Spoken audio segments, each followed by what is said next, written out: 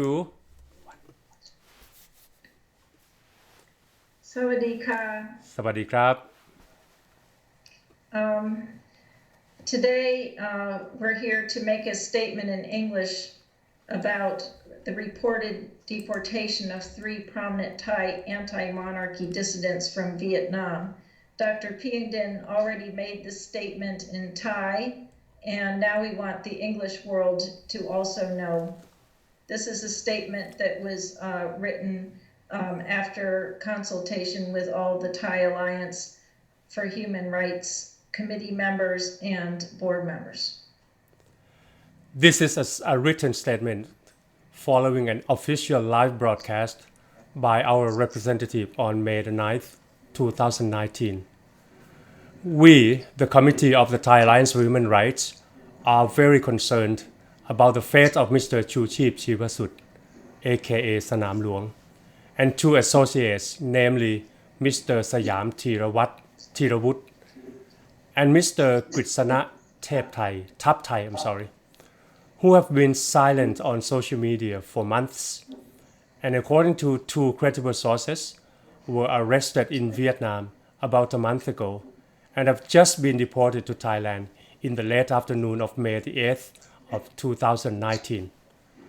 Soon after our first broadcast alerting all concerned about the incident, there was a news report at Nao Na indicating that, in quote, a Thai FBI or international security source insists after its initial investigation that the Thai authorities did not lead to an arrest of the 3 individuals and did not cooperate in any way with the Vietnamese authorities.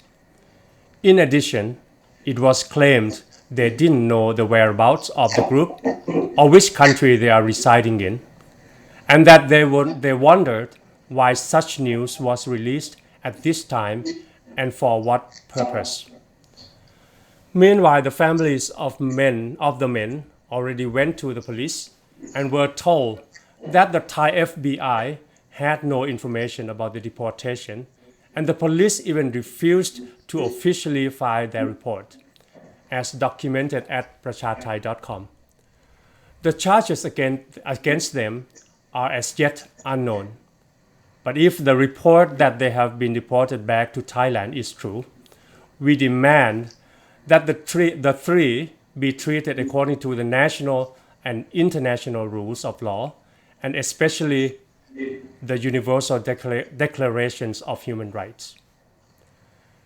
Specifically, they must be presumed innocent until proven guilty in courts. They each must also be given a fair and open trial with rights to lawyers, assistance, and bails. And importantly, they must not, as is feared, be extrajudicially tortured, poisoned, or assassinated for their dissenting and bold political views broadcast through shows on social media. And The reason we are concerned is that Sanam Luang is a Thai Lese Majesty refugee closely associated with 5 other Thai Lese Majesty refugees who disappeared in Laos over the past 2 years. All 5 are believed to have been assassinated, and for the 3 most recently killed in December, we have DNA evidence of their brutal murder from 2 mutilated bodies found floating in the Mekong River. Yet another mutilated body was found in the river and then suspiciously lost. Whether this was a 3rd body or a body that was found again later downstream is unclear. In fact, at the time of the 3 most recent assassinations, our organization used connections to Sanam Luang as evidence that all 5 of the murdered dissidents in Laos had been systematically assassinated by the state rather than randomly murdered. Number 1, 28-year-old Itipun Sukopan, or DJ Zunho, disappeared on June 22, 2016, after being pulled off his motorcycle and into the woods. He had done a show with Sanam Luang, sarcastically titled Tieng Teng Jiao, or Arguing on Behalf of the King. Number 2, About 1 year later, on July 29, 2017, Wutipong Kachatamakum, or Goti, or Manoi, was kidnapped in the presence of witnesses who were also tied up and blindfolded. They report he was tasered, and the last words heard from him were, "Oh, I can't breathe." Manoi had for a time lived in the same house with Sanam Luang in Laos. And number 3, Mr. Surachai Danwatana Nuson, or Surachai Sedan, Mr. Chatchan Pupawan, or Puchana, and Mr. Gradet Lulert, or Gasalong, all disappeared December 12 or 13, 2018. They were last heard from on December 11, and their mutilated bodies were found in the Mekong on December 26. This was the body that was released again into the river. And on December 27, this was Puchana. And on December 29, this was Gasalong, all on the Thai side of the river. Surachai had lived with Sanam Luang a short while, and the two were friends before a falling out over strategy 4 or 5 years ago. Also, immediately before the bodies of Surachai, Puchana, and Gasalong were found, the Thai Alliance for Human Rights had been writing to international organizations about the kidnapping on December 8 of Sanam Luang's wife and son in Thailand. See alert, wife and son of international dissident Sanam Luang kidnapped in Thailand, at our website. The wife and son, Ms. Ladawan Chiwasut, age 62, and Mr. Sudawat Chiwasut, age 31, were held about a week and released. In retrospect, we realized that the harassment of Sanam Luang's non-political wife and son in Thailand was taking place simultaneously with the kidnapping of Surachai, Puchana, and Gasalong in Laos, which we did not learn about until after the fact. We guessed that the Thai state was trying to silence the loudest critics of the monarchy in advance of the royal coronation, and would have arrested Sanam Luang himself had he not been out of their reach.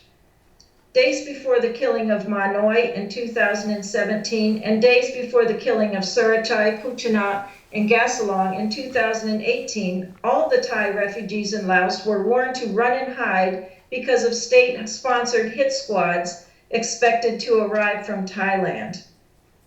DJ Zunho, Manoi, Surachai, and Sanam Luang each believed they were being hunted and that there was a price on their head.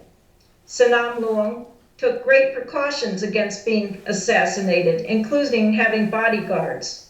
In fact, we believed that he had escaped Laos and was in a safe country at the time of the assassinations of Surachai, Gasalong, and Puchana. In any case, weeks after the mutilated bodies of his colleagues were found floating in a river, he was still speaking out loudly against the dictatorship and the monarchy, as in the English language statement attached, which one of us was asked to edit January 5, titled Thai Federation Bulletin, Rejection of Coronation of Thai King Rama X, which quotes from the U.S. Declaration of Independence. Thus, in quotes, thus, we, the Thai Federation, are looking for change from this dictatorial and fascist governing model, meaning the Thai monarchy, to a model of federalism, such as that of the United States of Americas, where citizens hold these truths to be self-evident, that all men are created equal, that they are endowed by their Creator with certain unalienable rights, that among these are life, liberty, and the pursuit of happiness. Because of his boldness in the face of, that was end quote.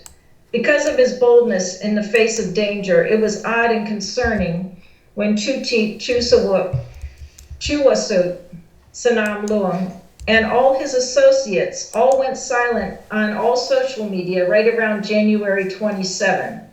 Perhaps that is the date he was arrested in Vietnam while traveling to escape the hitmen he believed were after him.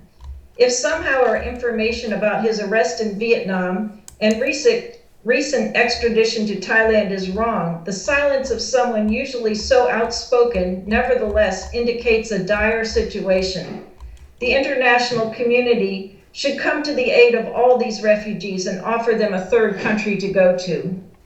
Details of Ma Noy's assassination in many ways compare to that of the killing of Washington Post journalist and Saudi Arabian anti-monarchist Jamal Khashoggi a year later, October 2018, an assassination that would shock and outrage the world. For instance, their last recorded words are the same. Tony? For instance, their last recorded words are the same, I can't breathe, and both were reporting anti-monarchist news and opinions leading directly to their assassinations. The horrific deaths of Surachai, Gasalong, and Puchana drew international attention at last to the plight of the Thai Lese Majesty refugees in Laos and throughout the world. We plead with the international community to turn their attention to this matter before Chuchi Chuwasut Sanam Luang, Mr. Sayam Tirawu, and Mr. Kritsana Tap Thai are also extrajudicially murdered. As for these last three Thai political refugees assassinated, Surachai, Puchana, and Gasalong, their faces were smashed in, hands tied together, abdomens disemboweled and stuffed with concrete, and they were wrapped in sacks like mummies and tossed into the Mekong River. It is surmised that the sacks trapped the gases from the decay of the bodies, causing the bodies to rise to the surface where they were found, contrary to the intentions of the assassins. The junta has strongly discouraged reporting on this case and has monitored the public memorials for the victims. Several Thai refugees in Laos claim that they were shown an actual hit list that included their own names near the top. Two of the people on that list have now been assassinated, bringing these people's own names closer to the top of the list. Members of the band Phi Yen in particular are receiving credible death threats. These are talented young entertainers who write and perform songs opposing the monarchy and supporting democracy. They are ordinary people with pro-democracy and liberal views, as can be witnessed at the website musicofthai.freedom.com, where many of their songs are translated to make the situation transparent to the world. Please demand justice for Sanam Luang before 3 more people are killed simply for broadcasting political information and opinion. When the world does nothing, the Thai state may believe it can operate with impunity, even crossing international borders and making deals with other states to eliminate the Thai Lese Majesty refugees. Criticizing the government is not only a human right, it is very often a duty. It can prevent further injustice and increase government accountability. Please stand up now for the international human rights of Sanam Luang, Sayam Tirawu, Kritsana, Tap Thai, and all the many other Thai Lese Majesty refugees throughout the world. Somebody cut. Thank you very much, Anne. All right. After the official statement read, maybe we could talk a little bit about certain things to our foreign friends. Yes. Just make it natural now. Do you have any question on behalf of international friends who might be listening to this broadcast? Do you mean, do I guess what they're wondering about? Right. Well, it's been known that Sanam Luang has been silent for a long time, and whenever these situations happen, there's always a tension between announcing the problem and drawing attention to people who are trying to hide, or not mentioning the problem and then letting a problem go unnoticed by the world. And that has been a problem, as each of these refugees has been assassinated. The first one, DJ Zunho, when it was just one person, it was perhaps plausible that, okay, maybe it wasn't a state-sponsored assassination. Maybe it was just bad guys. Who knows? Then when Manoy was assassinated, there was many people who begged us not to get into it because that would draw attention to the other refugees who lived near him. And our organization decided to make a big deal of it on the human rights principles that everybody has human rights. It's not like we get to pick and choose which refugees most deserve our attention. We pay attention to every extrajudicial killing because it sets a horrible precedent and you never know who's going to be next. So both for Manoy and for every other refugee that they might come after next, we did make a big deal. We recorded everything we could find about that assassination and we ignored the people who told us to stop. When Surachai, Gasalong, and Puchana were assassinated, it surprised everybody. We weren't expecting it. We had actually been expecting Manoy to be assassinated, and we actually had been expecting Sanam Luang also to be assassinated. Instead, it was Surachai and two other people that were his associates. Those people were very close, or at least close friends with Yami, who is in the band Phi Yen. Yami, at that point, decided to be very loud and to talk about all the assassinations. And people told her to be quiet, and she got death threats. And even when I published a news article about it, I got a editorial published in the Washington Post. In the comments, I had to delete death threats against Yami because not only do they, the powers that be, think they have the right to assassinate people who criticize them, they think they have the right to harass the people who simply say what happened to them.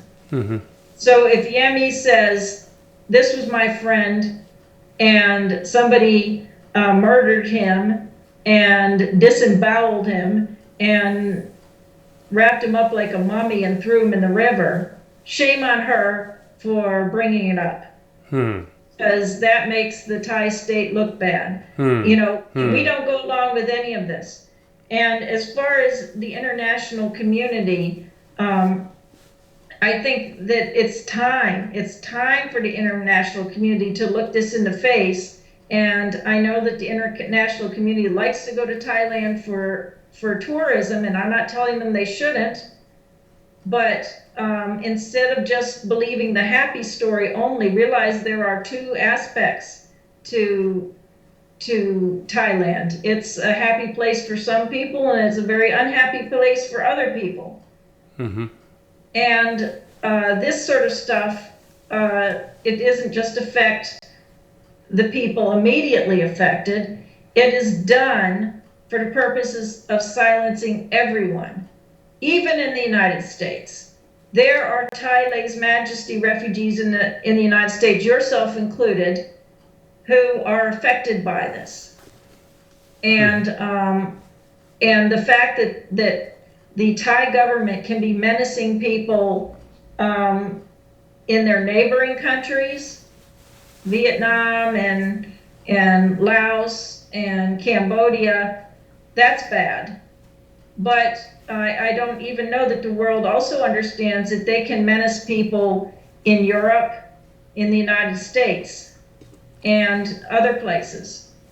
And that is what they are doing.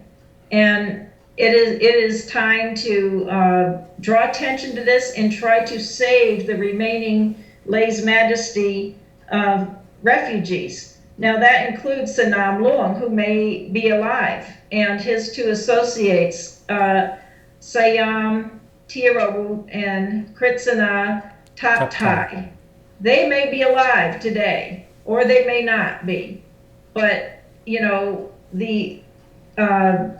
that with the last three who went missing, Surchai, Puchana, and Gasalong, the best guess is that they were alive for a few days, taken to the other border, and then assassinated on that side, thrown in the river from that side, which is where they were found on the Thai side.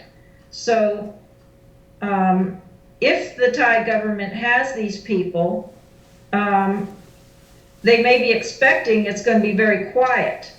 But it's not going to be very quiet because there's a whole bunch of journalists who have been following this story, and when they get a new lead that yet 3 more people have been assassinated, that will be the next big story. Or even if 3 people might be assassinated. So if the Thai government does have these people, it's in their best interest to do this out in the open. Whatever thing that they are going to accuse these people of, they should do it openly and let the world see the trial. And I know that's how you feel about it. Actually, that's a big question for us all. I think whether we should talk about a case that has just happened or there's rumor about it. As an organization working on human rights, I think we have the obligation to really think carefully about this, whether to talk about a particular case.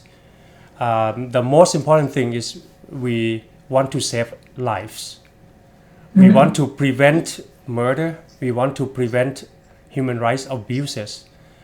So there's a question actually from the media that report that we just mentioned in the statement earlier.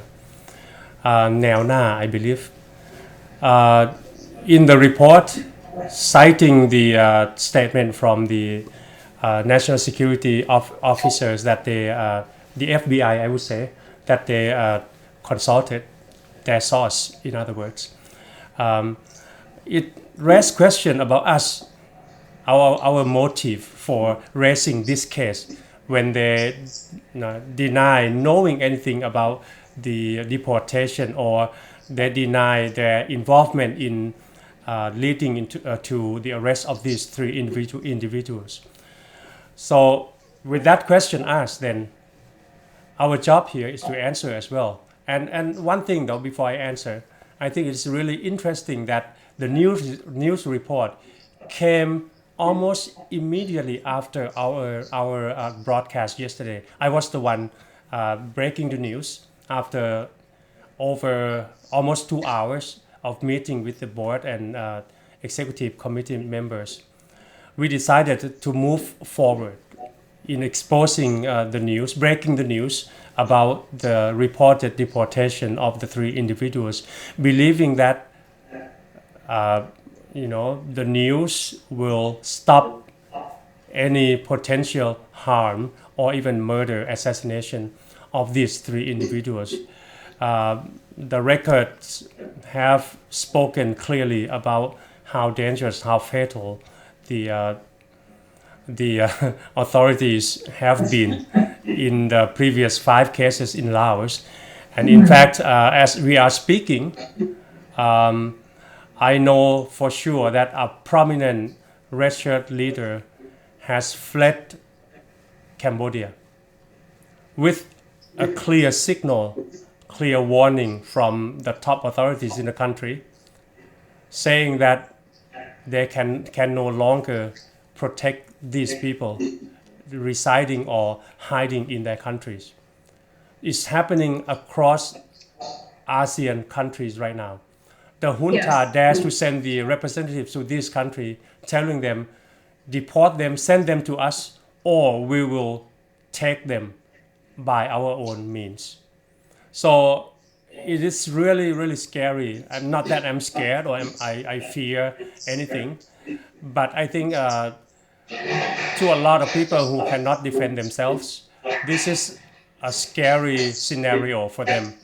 And if what happens to Sanam Luang, what I fear right now, Anne, is that almost immediately after the release of the news, there is a reaction from the media that are pretty much state. Well, I'm not going to say sponsored by the state, but they are friendly to the junta. Let's say that they are conservative news agencies. They came out almost immediately, including Nation and Nelna. They would come out broadcasting something, that I did not want to expect at all. That is, they deny any, knowledge of what happened in Vietnam. So that can only mean that, well, maybe two things. Number one, to be fair, that they actually did not receive any report, and the question was asked to the wrong guy. Let's say that, right? The authorities in charge probably didn't really get the report yet from officers elsewhere along the border. But the other possibility is that they had a malicious plan, let's say that, and the plan was already executed. So if that is really the case, it's going to be like other cases that you just mentioned, and that they would try to deflect its attention from reality. So like the case of Ajahn Surachai, there would be this person, that person coming in saying, oh, he's still alive, we heard, blah, blah, blah, blah, blah, blah. But at the end of the day, now, or more than 1 month after the election, even after the coronation, there's no Surachai Saidan to be seen. Yeah. So I think what we are doing is exactly what we have to do in order to save lives. Yeah. And if you ask why do we do it, I pulled up right here the letter that we translated from the wife of Surachai Saidan before the bodies were found. And so there was a brief moment there where maybe he was alive. Maybe he was alive while she was making this plea. And she said, I feel so worried and concerned about Surachai Saidan, who has gone silent and disappeared for 2 weeks. I can't contact him. Usually I can contact him online. I always watch his videos every Tuesday and read his messages online. I fear that danger has befallen him, just like the case of DJ Zunho. And even now there is no further progress. But anyway, Surachai used to say in videos last year that he had a price of 10 million baht, which is $300,000 on his head. And so he should be careful and not go out and around, that he should just hide where he is.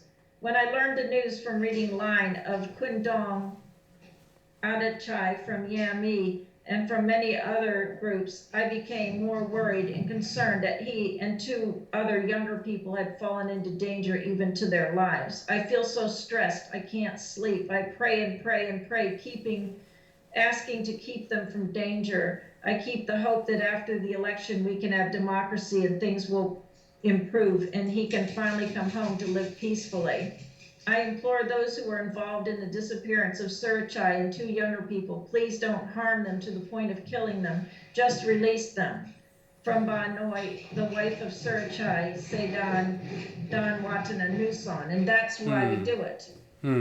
Because there are people who are very worried that these people may be alive and that they may not be alive in a few days if the government thinks they can kill people with impunity. And so we just want the government to know they're not going to be able to do anything with impunity, because we're following the case closely, we're alerting the media, and a lot of people are interested in this, and a lot of people are horrified by this, and this is actually a very bad time for Thailand to get bad press. Because Thailand wants good press at this time. Clearly, yes. And, with the coronation, it's just been finished. People want to, and also it's after an election. Maybe we might get a new government, although it's probably going to be Prayut again.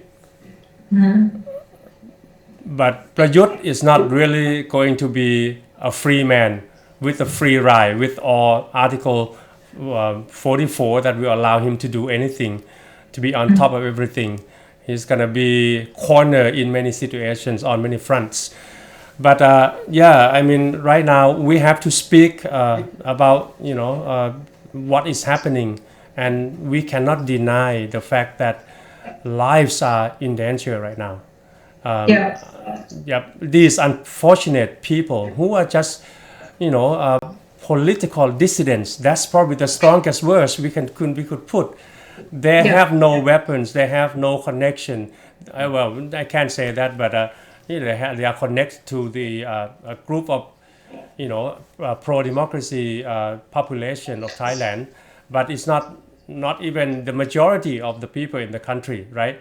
These active political activists are, as in any country, the minority of people. They are just like in what? I don't think there are more than 1 million of us who are actually very active and still active. And among all this 1 million people, maybe the only people who are really, really active, you can count the heads, right? You can find only tens of us who are still vocal about what's happening in Thailand. And we don't mean to harm the country. I say we because I'm one of them. They don't mean to harm the country. They criticize, and speeches cannot kill people, right? And for the government and even the monarch and the monarchy, they do have the press, they do have media to really work on their behalf. I mean, if there's anything that they need to come out and confront, they can always do it, and they have plenty, budget, people, expertise, resources, anything you name it. They have everything to fight against these people. But why are they going after all these people and trying to kill them, trying to get rid of them? You look at okay, let me ask you one question. And out of all these 5 dissidents in Laos that have been believed to, to be the victims of assassination, state-sponsored assassinations, what are these people seen in common in your eyes? What do they have in common? Well, the thing that they have in common is that they are brave enough to speak against the monarchy, and a lot of people speak against the dictatorship. And of course, the dictator Prayut tries to squelch that, and but he can't totally squelch it. And there's just too many people opposed to the dictatorship. But there's only a small minority of people brave enough to say out loud that they oppose the monarchy. Not that a lot of people don't oppose the monarchy, they just have to be very, very quiet about it. And those few people who come out and say exactly what they think end up having to flee the country. And I can totally relate to it because it's similar to atheism. In this country, it's not very popular to be an atheist, but about 15% of the population might be non-religious. And so I'm an atheist, and those of us who say it out loud, until recently, that was very, very much discouraged. Now, something similar is going on in Thailand, except for, multiplied by 1,000. If you say something against the king, it's kind of a taboo. Plus, there's a law that anyone who says anything negative about the king can get 3 to 15 years in jail. Manoi, the thing that he had to flee the country for saying on a news show was that he said that King Bhumibol was behind all of the coups, and he just like pointed to a picture of King Bhumibol. He said, you know who I'm talking about. And he pointed to a picture and he said it to an international news reporter. So for saying that Bhumibol was behind everything, he had to flee the country. He ended up dying one day after the king's birthday. You know, tasered to death, maybe. Attacked by men at his own home, you know, dragged out of a car, dragged into his own home, blindfolded and tasered to death. And all because he said the king might be behind some coups. That's why I had to run and flee the country. Well, you know, you can't expect, and this is something that Port Fayen said on Facebook the other day, he said, you can't expect me to respect somebody who doesn't respect me. You can't, you know, everyone's saying you ought to respect the king. How can I do that, you know, if he's forced me to leave my country? Why would I respect that? Just for saying something that I think is true and that, you know, I have the facts behind me. Manoy, after he disappeared, and you found this on Facebook, you said that 2 weeks before he died, he had an episode where he almost predicted his death. And can I read that back to you? Okay. Yes. So I hear an echo now. Do you want to do anything about that, or should I just talk more quietly? Okay. Go ahead. Yeah, that will help, I think. Yeah. Okay. The problem with though, and it's not gonna go into the my microphone, which is gonna go live, right? I mean, go to the audience. So okay, let's see. I'm gonna reduce the volume a little bit. Okay. All right. Go ahead. Yeah. So the episode was called Fighting for a Free Federal State, Episode 3 of The King Sells Drugs, July 14, 2017, at minute 23 to 24:07. Now, I know enough Thai that I can follow along, especially once I know what it's about. And so it was very chilling to hear this, you know, directly, straight from the person who had just died, straight from their mouth. He said, all these things I have presented in episodes so they won't be boring. I have done this firstly because we don't have weapons, no tanks, M16, AKA, or submarines. So we use this small media channel to condemn the wrongdoings of the monarch as all the media surrender in silence and fear. So I, Manoy, have to do this. I have told you many times I will not be discouraged to fight with the royal regime, although there are obstacles, such as being hunted by the king's servants who have spent an enormous amount of money to have someone shoot at my head or slit my throat, so that I won't be able to speak and persuade you, the people, to rise up and topple the monarchy. And that's what he said in a show in which he was making the case that the king sells drugs. Now, of course, you know, the Thai state does not want anyone putting on a news show presenting evidence that the king sells drugs. Now, I don't know if he does or he doesn't, but the evidence should be able to be put out there and debated. Now, that doesn't happen. There's only one side of a story that's ever presented in the Thai media, and unless we count the dissidents. And there's one other question I would like to ask you on behalf of some Thais as well. They look at you and they know you are a Farang, not a Thai.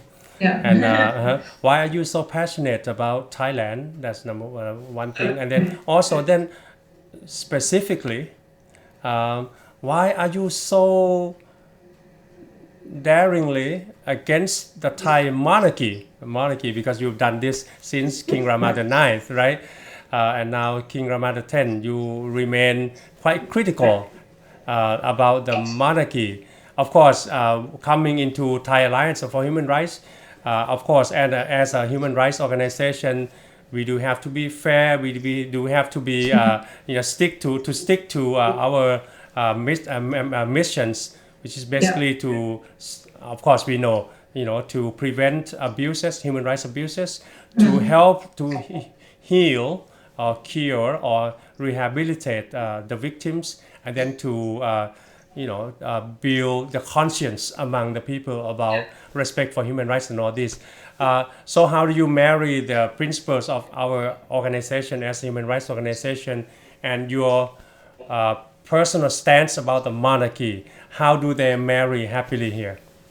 Well, actually, I don't know if everyone's going to believe this, but, I don't dislike King Bhumibol. I read his biography and I finished the biography, the one that's banned, and I thought that he was I wrote in the review, he probably did as good a job as he could have done being born into that situation. That's what I thought to myself. And I said, I don't know that I could have done better or would have done better had I been, put in his spot. Now, King Vajiralongkorn is another story. And at the beginning, we absolutely did treat King Vajiralongkorn like he might, be a new kind of king who would free the lèse majesty victims. That didn't happen at all.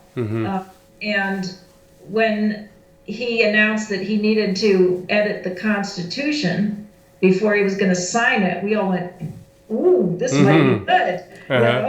This might be it.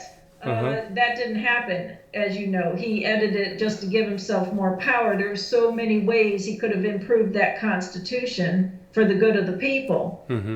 And he didn't do it. And he seems to be only concerned about himself. The reason that I got involved with this at all is because after I finished reading The King Never Smiles, which is the biography of Bhumibol, I posted a review on Amazon under my own name. And like I said, I think that I might not have been able to do any better, but King Bhumibol seems to have slowed down the transition to democracy, something like that. So I said something good and I said something bad, and I posted it on Facebook under my own name. And while I was reading that, it turned out that another American named Joe Gordon was in jail in Thailand for lèse majesty, and all he had done was translate some excerpts from that very same book that I was reading and that I had reviewed and posted on Facebook. He translated a few excerpts, put it on his website in the United States as an American, that goes to Thailand, trip, and is arrested and is stuck there for like a year and a half. And, he's still suffering the effects of that horrible, horrible experience to this day. And at that time, when, I finished the book, and then I find out, the American has been released. And, now we can find out what he did, because while they're in jail, all you know is they did something horrible, but you don't know what it was. He's released. The big surprise is, he read the book, The King Never Smiles. And I went, oh my God, that's what I did. So I wrote to him in support, and I said, I just want to write to you and tell you that I think that's horrible what's happened to you. I read the same book. I posted this review on Amazon, and he said, then you're in the same situation as me. You can never go back to Thailand. And I thought to myself, if I can never go back to Thailand, I might as well say anything I want to say.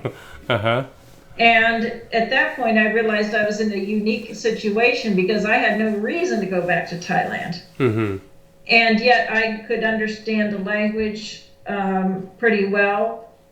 Sure. And so therefore, I was in a position to say whatever. If somebody else says it, they're going to be thrown in jail for 15 years. If I say it, nothing happens to me. So that gave me the obligation to do it because it cost me so little relative to what it costs anybody else to do it. And I think you have done it quite responsibly as well. So I give you respect for that. I mean, it's not like you are exercising your freedom without care.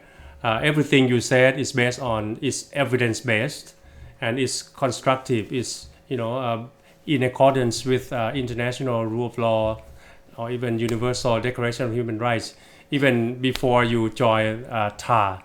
So thank you very much for caring a lot about Thailand, for having done so much for Thailand. On behalf of all Thais that in my circle, they appreciate what you have done for Thai community, both overseas and back in Thailand. Yeah, and I want to say, in this country, I'll just speak to Americans right now. There's so many people here who are spending, $300 to go see the musical Hamilton. Okay, I love the musical Hamilton. I love Alexander Hamilton. I loved Alexander Hamilton before the musical was written. But you know what? I know the Alexander Hamiltons of Thailand, and that's better than going and seeing a musical. And that's why I do it. I never thought that I would know the founding fathers of Thai democracy or any country's democracy, but I know that. I know those people, and so that is one of the rewards for me. And the other thing that impresses me is that some of these people are, they'll really wow you. Some of these people strike me as people who are maybe ordinary like myself who stumbled into this. Whatever their story is, I can totally understand how if I was in that situation, I would have said, hey, wait, look what's going on. And the next thing you know, the government is kicking you out of the country. Poor Yami, all she did was she made sang a song, jokey song about something the dictator did. He used the army to go and capture all these plastic bowls that were souvenirs given out by, Thaksin Shinawatra. And he used, the army to go in and remove plastic bowls from people's houses. These things cost about $1, and they said have millions on them. And he said it was a threat to national security because they were weapon of mass destruction. So they were present from his rival, so therefore they were a threat to national security. So me, got a red bowl and had Fayen band write a song, and she sang it and danced around with a red bowl. Next thing you know, she's being hunted. There's literally newspaper articles that say, we're hunting for Yami Red Bull, and she had to flee the country and stay there. She can't talk to her family. She'll put them in danger. It's all insanity. And so I have to side with those people because I know those people. Yeah. Talking about Nong Yam, it's really it's sad to see a girl with a lot of potential. I think she's beautiful, she's young, still young, and very, very clever, and then she has great heart. She has a great heart. She has future lying ahead of her, but given the situation, I'm really hoping that UNHCR is going to go into Laos soon enough to give these people the protection that they deserve. The situation right now, I mean, we can go on, but I think this is really something I didn't expect at all. Us having a conversation like this, and then people can hear, about not just about our thoughts, but about the realities out there about Thai dissidents and about Thai politics and all that. Maybe we should think about more serious about doing this more regularly. Actually, for the fans out there. Today we just planned to read the statement, and that's all, and maybe just a little bit as a closure.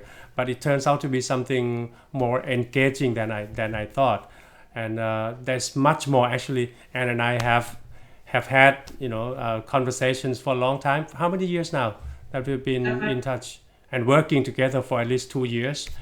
But Yeah. I think we've known each other since before that, I think.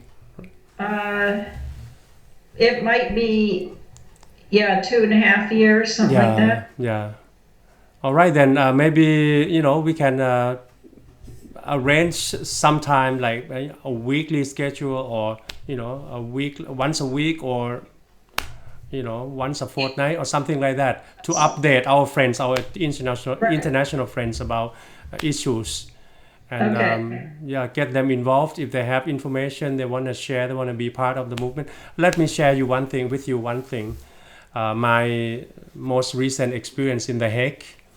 I went there to attend the conference as we know it, and unfortunately you couldn't make it. But let me tell you how valuable, how supportive, how delightful it is to a Thai to know that some foreign friends really do care about Thailand.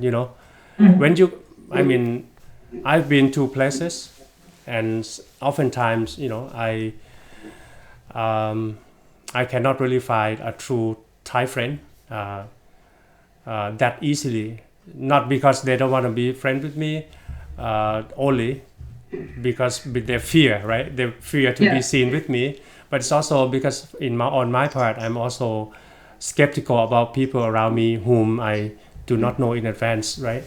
A new face, let's say that.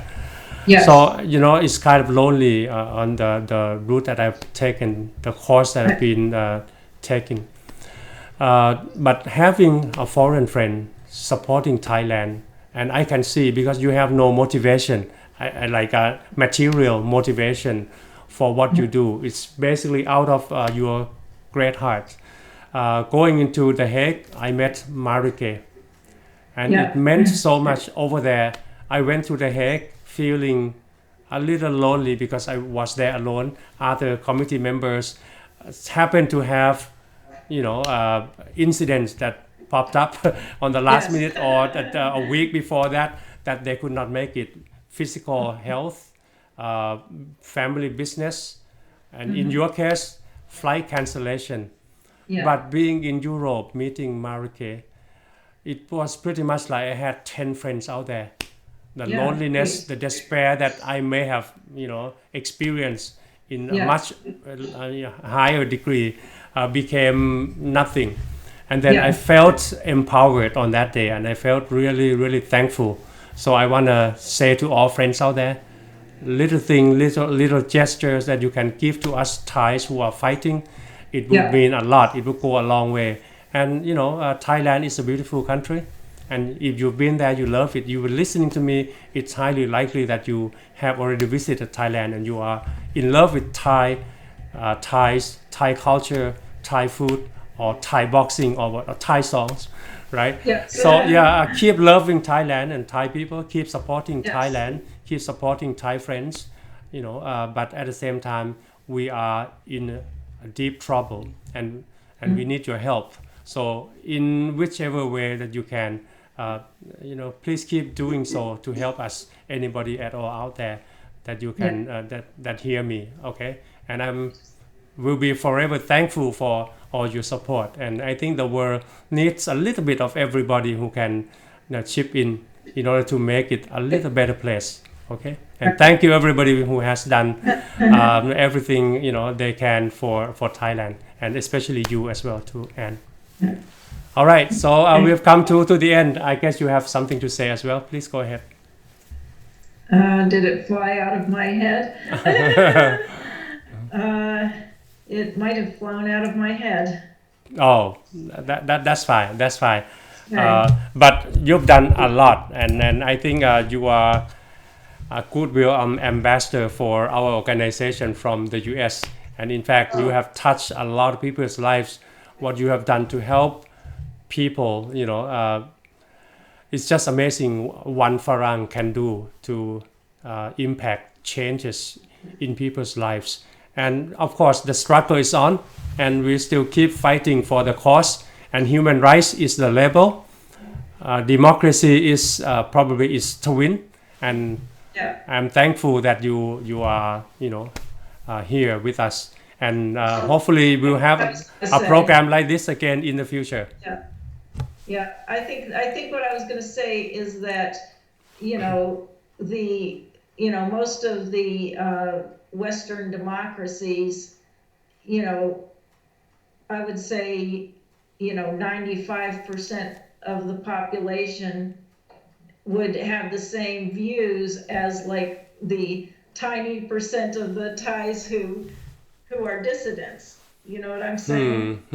So just normal opinions. You notice that Sanam Luang quoted from Declaration of Independence, and so these are just normal liberal opinions, and so it's also it's probably good to associate with some people who know where you're coming from, and that's most of us in the West. Totally understand your viewpoint, and so if I can just have the role of saying to somebody, "You're not crazy. The situation is crazy." That's another one of my roles. So like someone like Court Fayen who says, "I don't respect anybody who doesn't respect me." That's a completely normal attitude. Right. And Right. if I can repost his post, that's just a minor thing to be able to stand with somebody. And when a lot of people want to stay away from the person accused, I have the luxury, it doesn't cost me anything to stand with that person and say, you know what, whatever they're accused of is baloney. That's what I can do, and it doesn't cost me anything, so that's what I do. And for that, we thank you very much, Anne, and thank you for being on the program today. And by the way, let me introduce Anne. Anne is our past executive director for 2 years, and then she's now still working as deputy executive director and in charge of a lot of things. And right now, I think we are quite well recognized by foreign friends who care about Thailand, and the things that Anne has done along with the executive committee in the past 2 years has become quite evident to the international media and friends and organizations, human rights organizations. So thank you for all the services, and then we'll keep doing more and more as a chair of the board of directors. So I thank you again in public here, and to all members there. This is our lady who maybe you are Lady of Liberty from the US, showing the light to Thai people, even มากเกินไป a little too much. Well, we deserve a little bit of something like that once in a while. ครับขอบคุณมากครับ Okay, we'll see you next time. Thanks a lot, all friends out there who are joining the program. We'll see you again next time. All right, bye bye. Bye. Anne. Yes, did I not turn you off, really? Oh, sorry. Here we go. Against dictatorship. Yes. Bye. Bye.